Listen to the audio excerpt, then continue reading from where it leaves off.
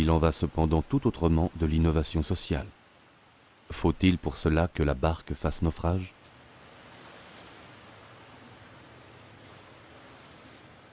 Lorsque l'esprit ne progresse pas, le corps régresse. Les changements sociaux nécessitent d'autres forces que celles qui entraînent les machines. Dans le sillage du progrès, le social tangue. Qu'en est-il de l'état social?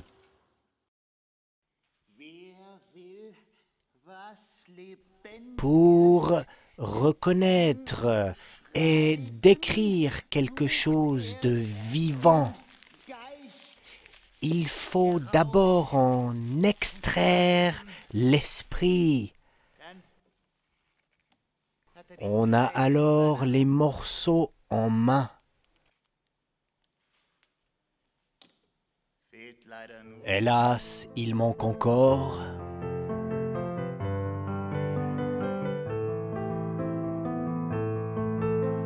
le lien spirituel. Je ne vous comprends pas très bien. Tous ces propos me rendent bête, comme si ça moulinait dans ma tête. C'est ce qui se passe lorsque tout devient plus simple, grâce à encore plus de formulaires et encore moins de collaborateurs. Si le contrôle et la méfiance étaient les moteurs qui font avancer une société, alors l'Allemagne de l'Ouest aurait absorbé l'Allemagne de l'Est. Que se passe-t-il avec la justice? Et pourquoi chaque doigt de ma main a-t-il une longueur différente? Une performance a-t-elle vraiment besoin d'une contre-performance? Le malentendu commence lorsqu'on croit aller au travail pour soi-même, parce qu'on en retire un revenu. Pourtant, tout le monde a un revenu, car tout le monde en a besoin. Chacun est redevable des prestations des autres. Si le revenu était seulement lié au travail, il faudrait donner les plus hauts revenus aux machines. En fait, les hommes qui cèdent leur travail aux machines ont tout de même besoin de revenus.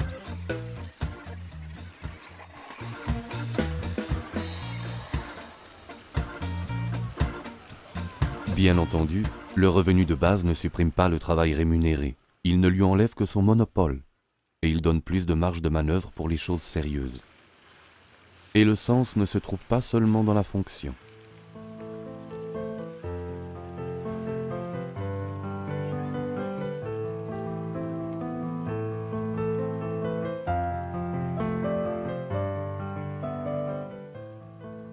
Il y a bientôt 50 ans, en Suisse, une machine à laver coûtait 3 550 francs. C'était beaucoup d'argent. 50 ans après, la même machine coûte 3 195 francs. Le prix est resté quasiment le même. Mais un franc valait alors 3 fois plus que maintenant. C'est-à-dire que la machine coûte aujourd'hui le tiers de ce qu'elle coûtait il y a 50 ans. Une coupe de cheveux coûtait environ 3 francs 50. Et aujourd'hui, environ 40 francs. Autrement dit, là où on a pu optimiser les méthodes et utiliser la technologie, là où le travail humain a diminué, les coûts ont baissé. Par contre, là où ce n'était pas possible, par exemple chez le coiffeur, les coûts ont augmenté. Le travail humain coûte cher. Parce que les hommes ont besoin d'un revenu et qu'ils paient un impôt sur ce revenu. Si nous considérons son pouvoir d'achat, le coiffeur ne gagne pas plus aujourd'hui qu'autrefois. C'est en comparant ces évolutions de prix qu'on peut voir le genre de travail qui peut être rationalisé et celui qui ne peut pas. Et on comprend ce que signifie pour nous la rationalisation. Si le prix de la machine à laver avait suivi celui de la coupe de cheveux, elle coûterait aujourd'hui 40 000 francs.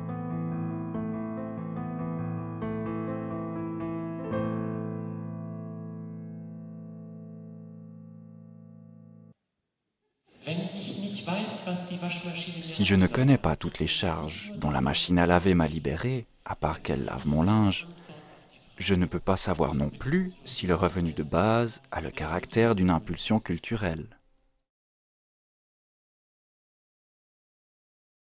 Il y a 212 ans, Dans son ouvrage Agrarian Justice, Thomas Paine réclamait déjà un revenu de base. Il argumentait ainsi: tous les hommes naissent égaux et la terre nourrit tout le monde. Lorsqu'un être humain vient au monde, il a droit à un morceau de terre pour se nourrir. Mais lorsque la terre est déjà entièrement partagée entre quelques-uns qui pensent qu'elle leur appartient, il faut créer une compensation. Cette compensation est un revenu de base pour ceux qui n'ont pas de terre et ne peuvent ainsi subvenir eux-mêmes à leurs besoins.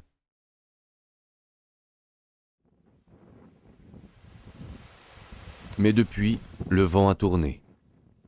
Même celui qui possède la terre ne peut plus subvenir à ses propres besoins.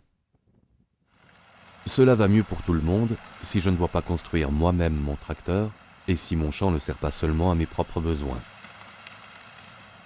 Car le fruit de mon travail est toujours pour les autres. L'autosuffisance signifie que je fais pousser mes propres légumes et que je vis de ce que je peux produire. Ce qui dans nos pays ressemble à une production vivrière n'en est pas une à proprement parler, mais plutôt un terrain d'expérience.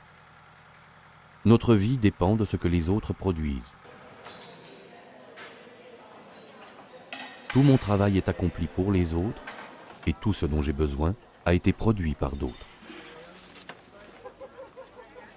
C'est avec l'argent que cette interaction fonctionne. La valeur produite par le travail se concrétise lorsque le fromage est payé par l'acheteur.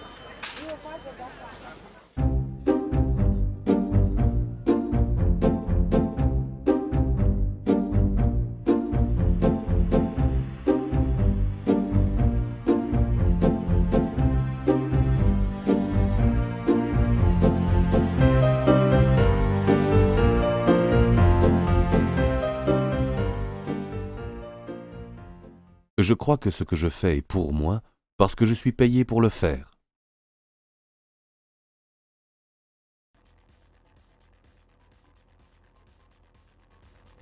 En enfer, il y a un bon repas et de fort longues cuillères. Chacun en prend une.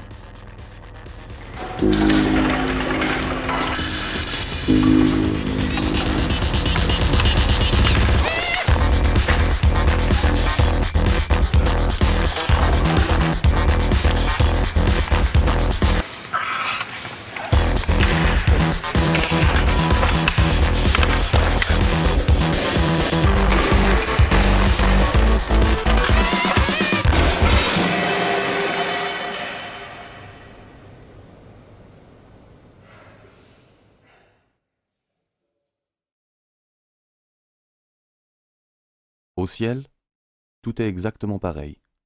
Il y a un bon repas et des cuillères. Chacun en prend une.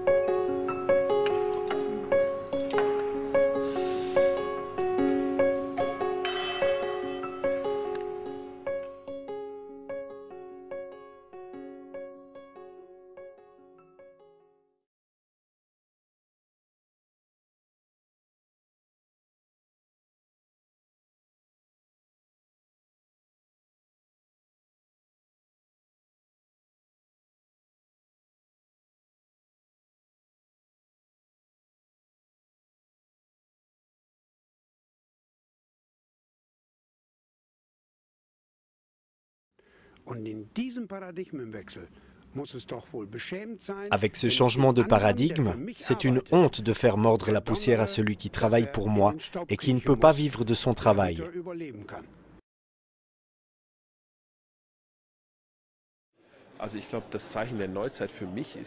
Pour moi, le signe des temps nouveaux, c'est l'individualisation absolue de la société. Les hommes ont des buts personnels, des représentations personnelles, et ils recherchent les moyens de les réaliser. L'argent joue un rôle énorme dans une société caractérisée par la division du travail. Autrement dit, l'argent comme moyen d'être libre, c'est à cela qu'on en revient toujours. Mais beaucoup de gens ne parviennent ni à éviter l'esclavage de l'argent, ni à poursuivre leur réelle aspiration à la liberté. C'est le côté tragique et aussi ironique de la situation présente. Devenir l'esclave de l'argent, qu'est-ce que cela veut dire? C'est mesurer chaque action à l'aune de l'argent. Comme si l'argent était la valeur en soi et qu'il fallait toujours en avoir plus. Prendre toujours plus de pouvoir sur l'argent des autres et sur leur espace vital. Les esclaves de l'argent réduisent les autres en esclavage par la valeur qu'ils donnent à l'argent. Avec le revenu de base inconditionnel, une partie de la totalité de l'argent servirait, par décision démocratique, à donner à chacun les moyens de sa liberté. L'homme serait roi et l'argent à son service. Est-ce que cela créerait aussi de meilleures conditions pour la situation globale? Absolument. Cela créerait la possibilité de faire ce qui est nécessaire dans le monde. Les gérants de fortune nous disent que le grand problème, c'est qu'il y a des masses d'argent, trop d'argent. En même temps, il y a presque partout des surcapacités de production. Et nous avons un chômage qui ne fait que croître, alors qu'il y a partout des travaux non exécutés. Il y a donc beaucoup de choses que l'on peut et doit changer d'urgence, si l'on ne veut pas sombrer dans une catastrophe globale.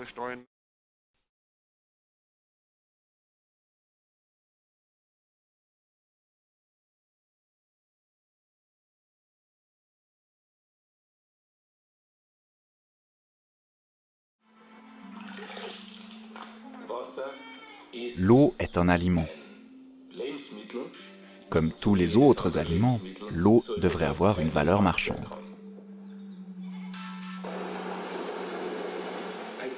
Un enfant qui meurt de faim aujourd'hui est un enfant assassiné.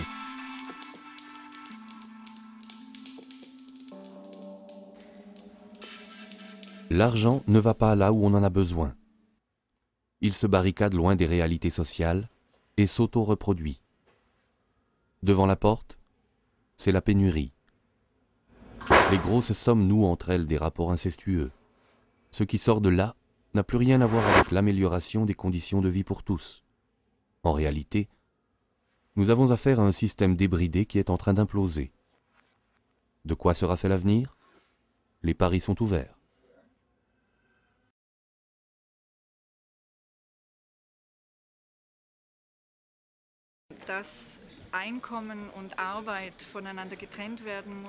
La réalité nous montre toujours plus clairement que le revenu doit être séparé du travail.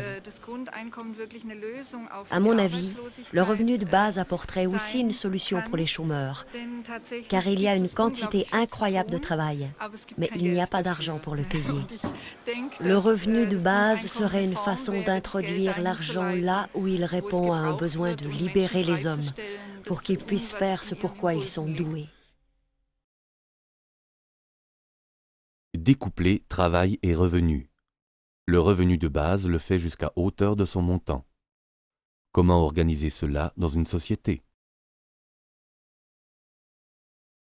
Le cercle représente la création de valeur dans une économie nationale. Plus celle-ci est productive, plus le cercle grandit. Par création de valeur, on entend la somme de tous les biens et services produits et vendus dans le pays pendant une année. Cette création de valeur se compose d'une partie publique et d'une partie privée. La moitié environ de la valeur créée va à l'État par le canal des impôts et autres prélèvements obligatoires. De cette manière, nous payons nos écoles, notre police, nos prestations sociales, ainsi que tous les services assurés par l'État. Ce sont des prestations qui ne sont pas à la charge de l'individu, mais que nous voulons financer en commun. Des prestations qui font l'objet d'un mandat démocratique. En Suisse, pour l'année 2005, cette quote-part de l'État représentait 36%. En Suède, 56%. En Autriche, exactement la moitié de la valeur créée dans le pays. En Allemagne, 47%. Qu'en serait-il avec le revenu de base? Pour tous les salaires versés par l'État, le revenu de base ne signifierait qu'une autre manière de verser l'argent. Car l'État obtient déjà l'argent par